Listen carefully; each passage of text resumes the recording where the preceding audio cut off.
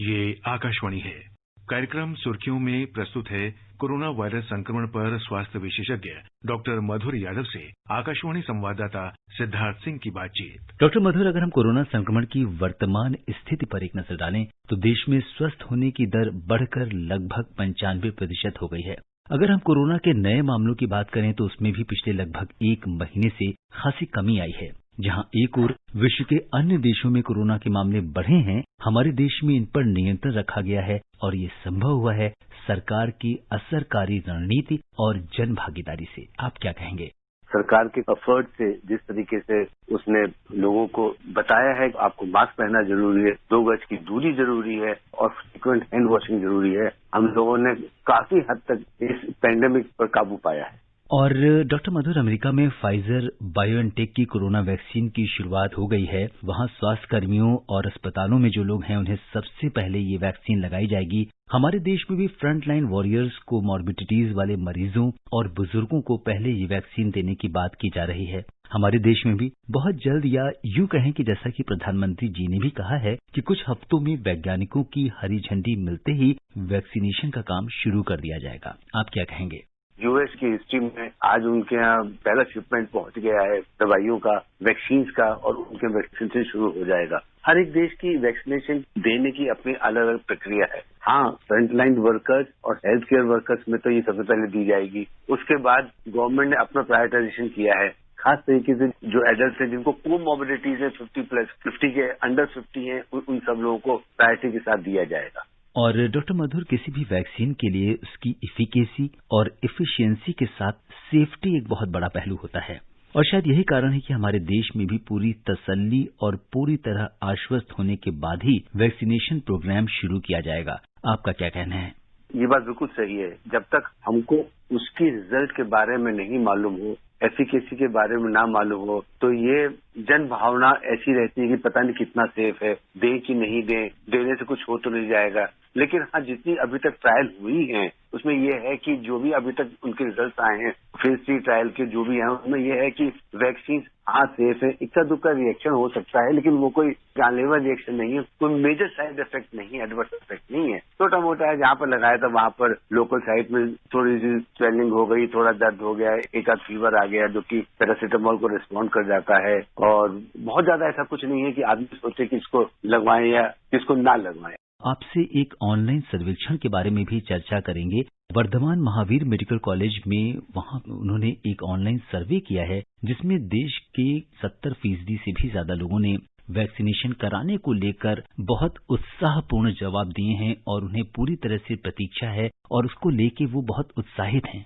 जब हम साइंटिफिक तरीके से सोचते हैं और ये एनालाइज करते हैं कि क्या ये इस पेंडेमिक को रोकने के लिए सफल होगा। इस पेंडेमिक से ऐसे नहीं कि लोग परेशान नहीं है, लोगों का जो सिस्टम है, जो हमारा सिस्टम है, वो पूरी तरह ग्रसित है। पूरे विश्व में यही हालत है। तो हर आदमी सोचता है कि ऐसी कोई वैक्सीनेशन निकले, ऐसा कोई इलाज निकले जिससे कि बाहर जा सके, हम अपना काम इफेक्टिवली कर सकें। तो उसके लिए अगर जो भी कोई वैक्सीनेशन, जो भी कोई दवाइयां एप्रोप्रिएट होंगी, लोगों का रिस्पॉन्स हमेशा उसके लिए पॉजिटिव होगा।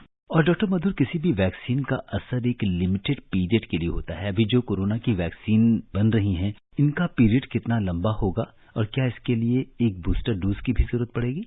अभी तो जो वैक्सीन आई है उनका ये कहना कि एक डोज आप आज लगाएंगे, एक आप 4 हफ्ते बाद लगाएंगे। तो जब आप 2 डोज लेंगे तो आपकी इम्यूनिटी डेवलप हो जाएगी। लेकिन सिद्धार्थ जी, अभी ये कह पाना बहुत मुश्किल है कि इम्यूनिटी कितने दिनों तक डेवलप रहेगी। हालांकि एक बात बहुत श्योर है, वैक्सीन लगाने के बाद भी आपको कोविड के जो प्रिकॉशंस आप लेते हैं वो आप लगातार लेते रहें। जी, शायद इसीलिए हमने जो कार्यक्रम की शुरुआत में हैबिट्स की बात करी थी, हैबिट्स की बात, तो यहाँ पे अब जो हम कोविड अप्रोप्रिएट बिहेवियर जो अपना रहे हैं वो हमारी हैबिट्स या हमारी आदतों में शामिल हो जाएगा। और इससे न सिर्फ कोरोना से बल्कि प्रदूषण, धूल और दूसरी जो इन्फेक्शियस डिजीज हैं उनसे भी बचाने में ये सारी हमारी जो हैबिट्स हैं वो काफी कारगर साबित हुई हैं। खासतौर से वो इन्फेक्शन जो कि ड्रॉपलेट से ट्रांसफर होते हैं, तो उसमें तो ये बहुत कारगर साबित होती है। डॉक्टर मधुर, बदन में दर्द होना और कमजोरी का आना, क्या ये कोरोना के लक्षण हो सकते हैं?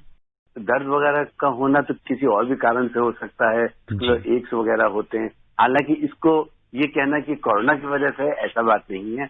हाँ, ये है कि यदि आपको बुखार है, आपके गले में खिचखिच है, आपकी सांस फूल रही है, ये सारे सिम्टम्स होते हैं जो कि बताते हैं कि ये कोरोना हो सकता है। लेकिन बदन दर्द को तो नहीं, बहुत सारे और भी इसके कारण हो सकते हैं। जी डॉक्टर मधुर, हम अक्सर कोविड अप्रोप्रिएट बिहेवियर की बात करते हैं। आपसे जानना चाहेंगे कि वो क्या सावधानियां हैं जो लोगों को अपनानी चाहिए ताकि वो संक्रमण से बच सकें।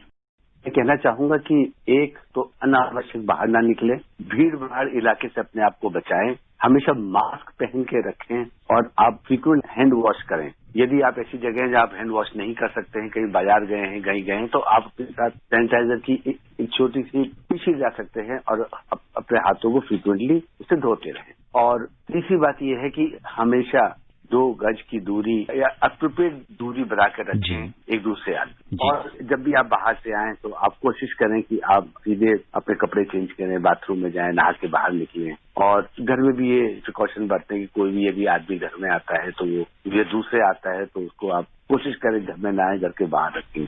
बच्चों को जो आपके एजेड माता पिता हैं उनसे दूर रखें। यदि वो बाहर नहीं जाते हैं तो कोई बात नहीं, और बाहर जाते हैं तो वो भी बच्चे भी मास्क पहन के बाहर से हमेशा आए। जी डॉक्टर मधुर, अगर हम वैक्सीनेशन की बात करते हैं तो सबसे पहले कहा गया है कि जो फर्स्ट प्रायोरिटी है वो हमारे बुजुर्ग हैं जिनकी इम्यूनिटी थोड़ी कम होती है और उन्हें संक्रमण का खतरा ज्यादा होता है। क्या कुछ कहेंगे? जो बुजुर्ग होते हैं और तो उनमें असल में क्या होता है, विद पैसेज ऑफ टाइम जैसे समय बीता जाता है उनकी इम्यूनिटी कम होती जाती है। उनमें एसोसिएटेड कोमॉर्बिड कंडीशन, किसी को डायबिटीज है, किसी को ब्लड प्रेशर है, किसी को किडनी डिजीज है, किसी को हार्ट डिजीज है, ये हो जाता है। तो इस तरह से ये लोग बहुत ज्यादा प्रोन होते हैं इन्फेक्शन के लिए। कोई भी इन्फेक्शन के लिए वायरल इन्फेक्शन भी उनमें से एक है। जो लोग बीच वाले में होते हैं 40 से 60 में, अगर इन लोगों में इन्फेक्शन के प्रोन तो होते हैं, लेकिन अगर कोई इनमें कोमॉर्बिड कंडीशन नहीं है, इनमें कोई हाइपरटेंशन, डायबिटीज की, क्रॉनिक किडनी डिजीज कोई हिस्ट्री नहीं है, तो इनमें खतरा थोड़ा कम होता है। हाँ, इन्हीं लोगों में यदि ये बीमारी होती है इनका खतरा बढ़ जाता है। रही एडल्ट की बात, एडल्ट जो हम कहते हैं 20 से 40 के बीच में, ये बहुत ही प्रोडक्टिव पीरियड होता है। इसमें युवक को यूजली बहुत कुछ नहीं होता है, बहुत एक्टिव लाइफस्टाइल होती है, वो भागता दौड़ता है, तो इसमें चांसेस थोड़े से कम होते हैं। अब आ जाते हैं बच्चों में। बच्चों में क्या होता है कि वायरल लोड ज्यादा होता है लेकिन इनमें इन्फेक्शन नहीं होता है। तो बच्चे इसलिए अच्छे होते हैं कि ये सिर्फ वायरस को हार्बर कर सकते हैं, वायरस को अपने अंदर रख सकते हैं और ये इन्फेक्शन दे सकते हैं, लेकिन इन्फेक्शन इनको नहीं होता है। तो बच्चे इस मामले में थोड़ा सा और लोगों से अलग हो। इसलिए कहा जाता है कि बच्चों को हमेशा एडल्ट से जब ये बीमारी हो तो दूर रखना चाहिए, और अगर बच्चे स्कूल वगैरह जाते हैं तो एक स्पेशल प्रिकॉशन लेनी चाहिए। जी डॉक्टर मधुर, क्या किसी व्यक्ति का डीएनए में बदलाव हो सकता है वैक्सीन लेने से? वैक्सीन से डीएनए में बदलाव नहीं आ सकता, क्योंकि डीएनए में बदलाव जो होता है वो किसी भी तरीके से पॉसिबल नहीं है। हम क्या करते हैं, वैक्सीन के द्वारा हम 2-3 चीजें देते हैं। या तो हम आदमी को वो वाले वायरस लगाते हैं जो हम इनएक्टिवेट कर चुके होते हैं, या उसका एक पोर्शन लगाते हैं, या उसका हम आरएनए सीक्वेंस लगाते हैं। तो व्यक्ति का जो डीएनए होता है वो चेंज नहीं हो सकता है। जब तक ये छोटी छोटी बातें हम लोगों को नहीं बताएंगे, लोगों में जो हेजिटेंसी है वैक्सीनेशन के प्रति वो दूर नहीं होगी। तो लोगों के छोटे छोटे डाउट दूर करने बहुत जरूरी। और श्रोताओं, अब समय इजाजत नहीं दे रहा कि हम इस चर्चा को आगे बढ़ाएं।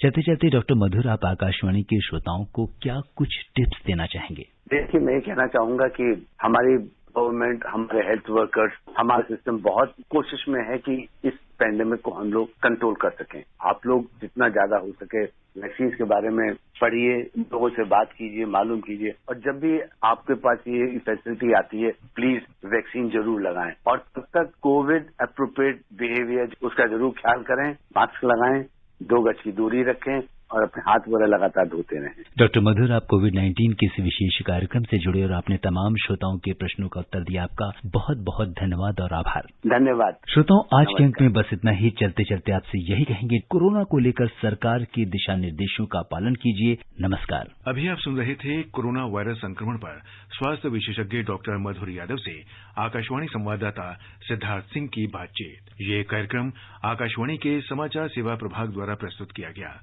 इसे आप हमारे mobile app news on AIR पर भी सुन सकते हैं। इस कार्यक्रम के संबंध में अपनी प्रतिक्रिया आप हमें ईमेल कर सकते हैं। पता है airnsgtalks@gmail.com।